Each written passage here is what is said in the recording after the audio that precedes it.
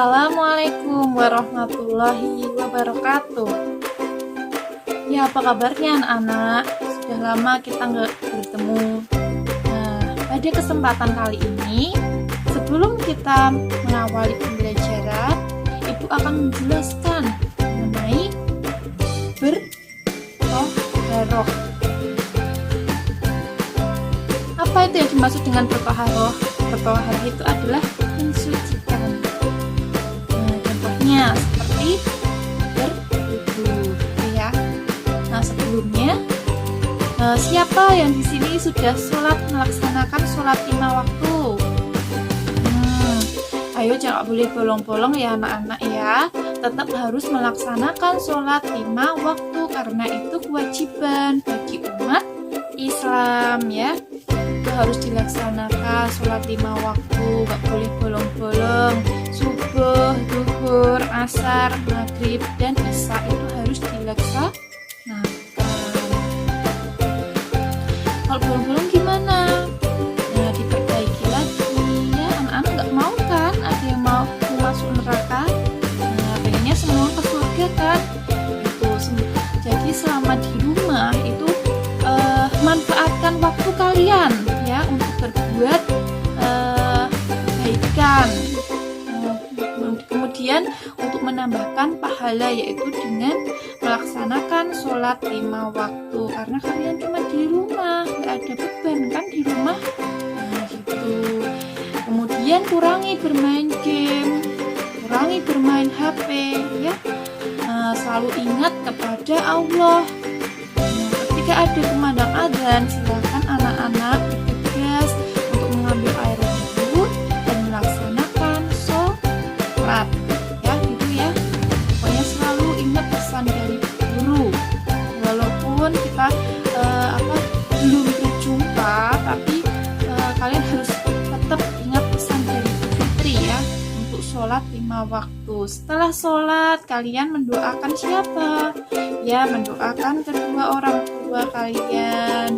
Doanya gimana anak-anak? Ya, Allahumma firli waliwalidayya warhamhuma kama rabbayani shaghira. Itu harus kalian doakan orang tua itu ya.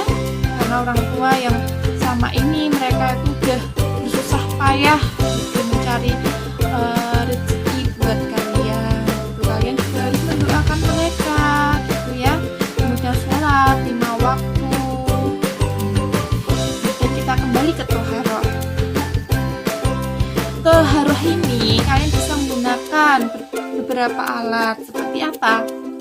Air, kemudian bisa menggunakan tanah gitu. Kalau air seperti berwudu. Kalau menggunakan ketika nggak ada air, kalian bisa menggunakan tanah atau debu. Yang dimaksud dengan apa anak-anak?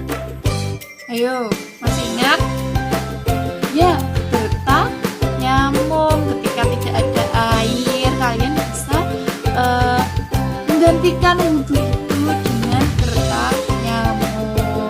Atau kalian sedang sakit nih di kamar, kalian bisa bertayamum. Ini jangan pernah meninggalkan apa anak-anak? Jangan pernah meninggalkan sholat. Sekarang Bu Fitri akan menjelaskan mengenai berwudu. Jadi kalau kalian mau sholat itu kalian harus apa? Harus wajib untuk berwudu. Nah, kemudian kalau wudu kalian itu nggak tertib, nggak urut, berarti sama aja kalian sholat itu kalian nggak sah loh anak-anak ya. Jadi silahkan untuk wudunya yang urut, yang tertib, kemudian baru kalian melaksanakan sholatnya juga yang urut, yang tertib, tidak boleh guyon ya. Sholat itu harus yang khusyuk. Kemudian tata cara wudu gimana? Ayo yang pertama, masih ingat dengan lagunya? Oke, kita bernyanyi bersama dengan Bu Fitri walaupun kita berbeda gitu ya, berbeda biasanya bertemu, sekarang kita hanya bertatap muka pakai video gitu. Ya, kita bernyanyi bersama 1, 2, 3. Tepuk wudhu, baca bismillah.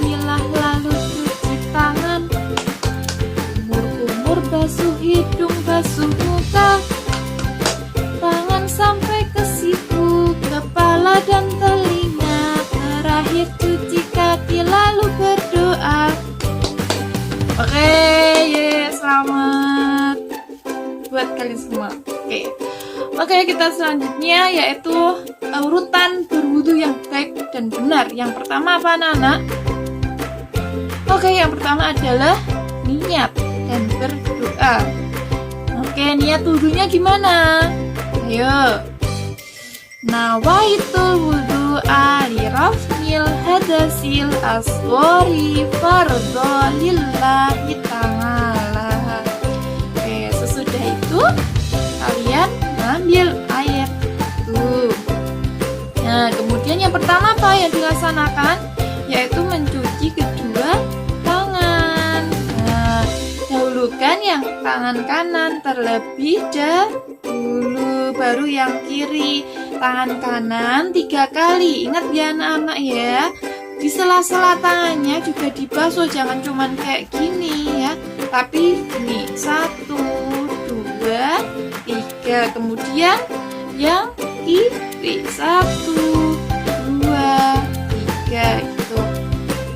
Nah, setelah itu apa yang harus dilakukan? Yaitu berkumur-kumur.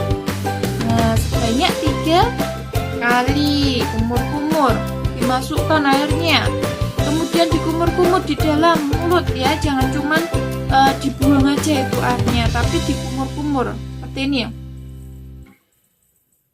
Kemudian dibuang, itu sebanyak 3 kali. Setelah itu yang harus dilaksanakan apa? Membasuh hidung. Nah, akhirnya membasuh hidung berapa anak-anak? 3 kali, yaitu basuh hidung. Dirup sebentar, nggak usah banyak-banyak, kemudian dibuang. 2, kemudian yang ke-3. Setelah itu membasuh muka sebanyak 3 kali. Membasuh muka ini dilaksanakan, jangan cuma dibasuh aja ya anak-anak ya, tapi digosok muka itu. Nah, kita ambil, kemudian kita gosok 3 kali. 1, 2, kemudian 3. Nah, kemudian selanjutnya apa anak-anak? Ayo. Oke, benar, yaitu membasuh tangan. Yang kanan dulu 3 kali, kemudian yang kiri. Basuh kanannya sampai mana? Ya, sampai ke siku. Sikunya ini ya, 3 kali. 1, 2, 3. Kemudian yang kiri 1, 2, 3. Pokoknya semuanya tangan ini harus terbasuh sampai siku, nggak boleh ada yang kering ya. Nanti kalau kering nanti akan kena api neraka ya ketika di akhirat ya. Setelah tangan apa yang harus dilakukan? Yaitu membasuh kepala sampai ke telinga 1 kali saja. Kita ambil, kemudian kita basuh sampai ke belakang, kemudian ke telinga. Itu 1 kali. Yang terakhir anak-anak yaitu membasuh kaki. Membasuh kaki yang kanan dulu 3 kali, kemudian yang kiri 3 kali. Membasuh kaki itu hanya sampai ke tengkok ya.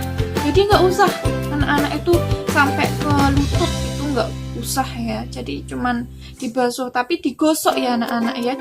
Jangan cuman dibasahin itu, tapi kaki itu harus digosok sampai ke tengkok 3 kali, kemudian yang kiri 3 kali. Oke, itu. Kemudian yang terakhir apa anak-anak? Ayo, apa yang terakhir yang harus dilakukan? Yang terakhir yang harus dilakukan yaitu membaca doa setelah berwudu. Doanya gimana anak-anak? Ya, kita bersama-sama berdoa setelah berwudu. Asyhadu an la ilaha illallah wahdahu la syarikalah wa asyhadu anna Muhammadan abduhu wa rasuluh. Allahumma ja'alni minat tawwabin waj'alni minal mutatahhirin waj'alni min ibadikas sholihin. Amin. Oke, gitu. Yang terakhir adalah tertib ya. Jadi ketika kalian melaksanakan wudhu itu kalian tuh harus yang tertib gitu. Gerakannya itu harus yang runtut, karena nggak boleh kalian berkumur-kumur kemudian kalian malah cuci kaki, itu nggak boleh ya. Berwudhu itu harus yang urut gitu ya, yang tertib. Setelah itu kalian baru bisa melaksanakan untuk sholat gitu ya. Itu aja dari Bu Guru. Semoga bisa kalian praktekkan di rumah masing-masing. Oke? Tuh, kemudian jangan lupa sholat 5 waktu, mendoakan kedua orang tua, kemudian belajar di rumah, beribadah di rumah. Kemudian jangan lupa untuk membaca Al-Quran. Yang belum Al-Quran silahkan belajar, mengaji. Kalian bisa diajari oleh bapak, ibu, kakak, atau kalau nggak ada ya kalian cari tempat yang membuka ada TPA-nya gitu ya.